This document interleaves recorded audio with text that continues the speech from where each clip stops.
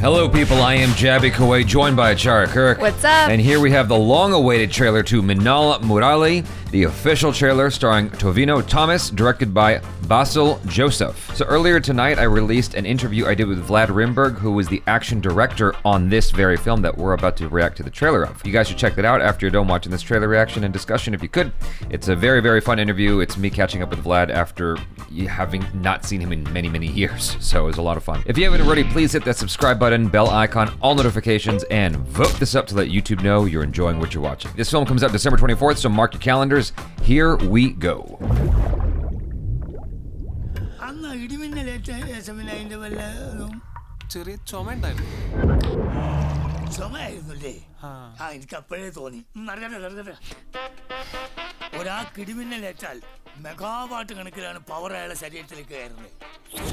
Oh. Okay. Cardiac arrest, lungs failure, spinal cord damage. Wow. Oh.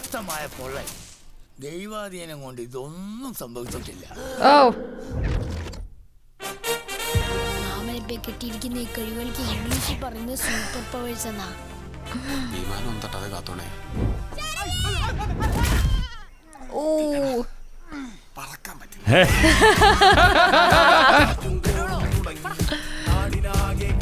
Wow, he runs fast wow, though. Yeah. Oh, okay. Wow.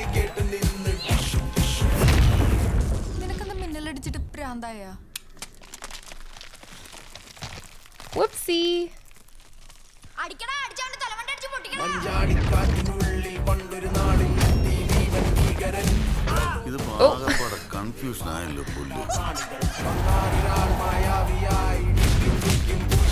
Oh, nice. That was dope. I wonder how they did that.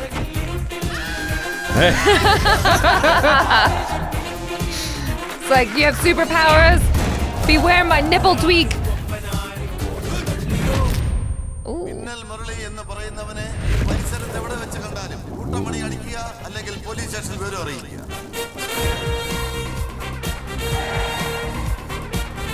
I like the face mask. It's very now. That's true.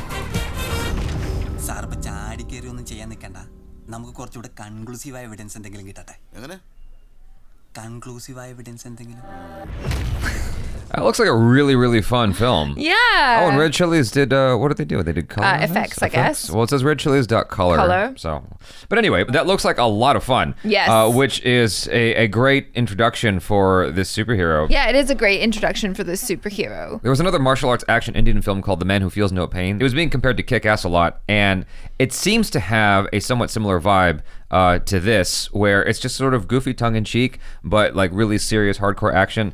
And with Vlad helming the action directing in this, it has me very excited for what we haven't even seen yet in these trailers. Right. Which is like balls to the wall, insane fight scene kind of stuff. Because like that's what at least that's what I'm familiar with whenever I've seen Vlad stuff. It's always like really top-notch fight scenes.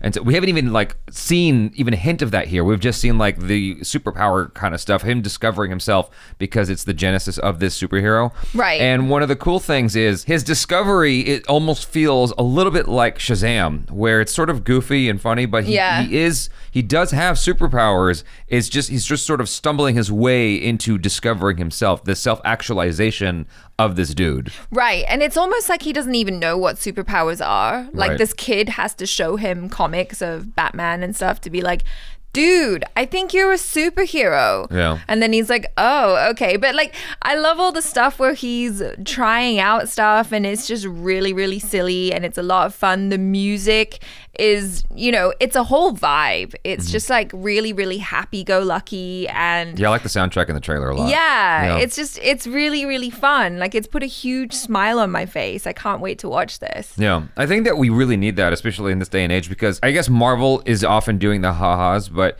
when you watch stuff from DC, which they're showing you here, because they're showing you Superman and Batman, a lot of the DC stuff, while I am a fan and look forward to their stuff, is often like darker. Yes. Like the Zack Snyder verse, it's just like dark and foreboding, and it's just very moody.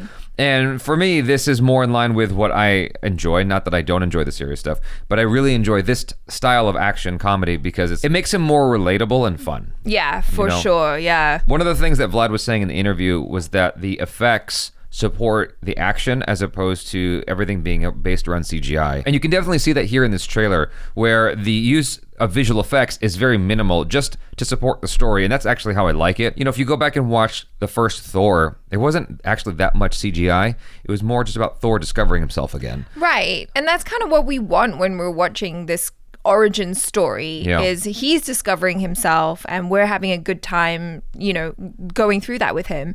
I also really like his costume. I love that it looks cool, but it also looks like the type of thing that you would maybe go to your auntie and be like, hey, do you think you could make me a superhero costume? It's kind of like very, I don't know, like kind of lo-fi, but it looks cool, and I love the face mask because, you know, everyone's wearing a face mask these days, so may as well just lean into that. Yeah, there's an obvious love for martial arts and martial arts cinema in this.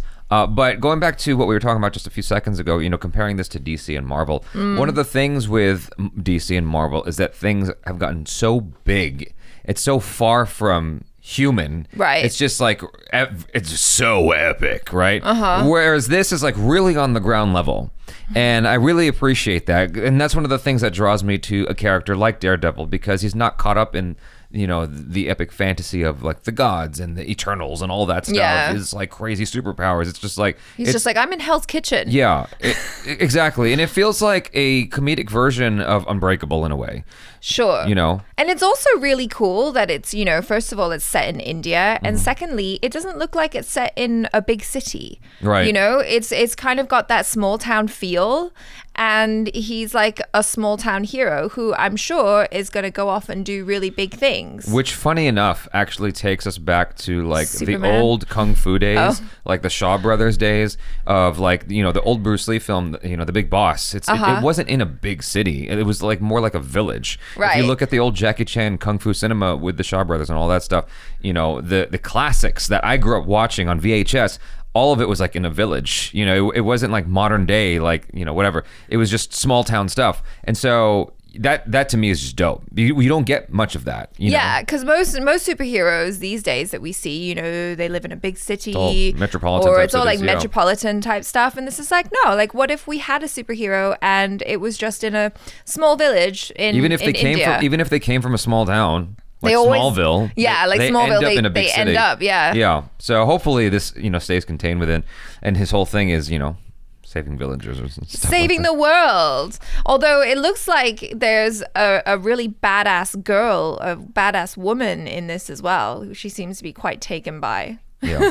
I love a strong woman. One of the really cool things about this so far is that there's this heavy whimsical element to the whole thing that you don't usually get with martial arts films or superhero films. Usually it's like serious, you know? I mean, we just watched Eternals not that long ago, and it's very serious. With some comedy. There is some comedy, but it's not whimsical. You know, the last epic whimsical thing that I can recall, and you correct me if I'm wrong, is Shazam, and then before that is Harry Potter. It's like there's not a lot of epic fantasy action whimsical stories. Sure. You know? Yeah. Harry Potter's considered whimsical. At least the books were. I mean, they progressively got darker, but yeah. Well, then it's been a long time. Yeah. And that didn't have any martial arts. It didn't. I'm like, what are you even talking about? Well, I'm just, you know, when I think of whimsical, Harry Potter is one of the first things that comes to mind. At least the first set of books. Yeah. In the first half of the series. Like maybe the first two. Yeah. What? No, okay, I guess that's fair. It gets real dark in Prisoner of Azkaban. Well, then Shazam. Yeah, for sure.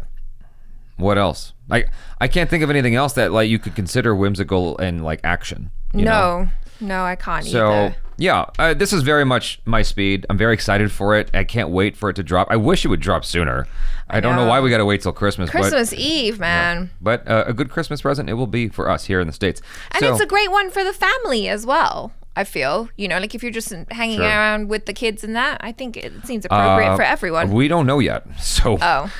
I don't want to recommend it What's for... a little bit of violence? Yeah. Your kids are going to have to learn about it We don't know if anyway. there's decapitations or, Ooh. blood and guts. We don't know how violent this gets. So anyways, you guys, thanks so much for hanging out. Hopefully you enjoyed that. Let us know your feelings in the comments below. Do subscribe if you haven't already. Hit that bell icon, all notifications, and vote this up to let YouTube know you're enjoying what you're watching. And check out our interview with Vlad. I'm Jaby KOAY. This is ACHARA KIRK. Peace out.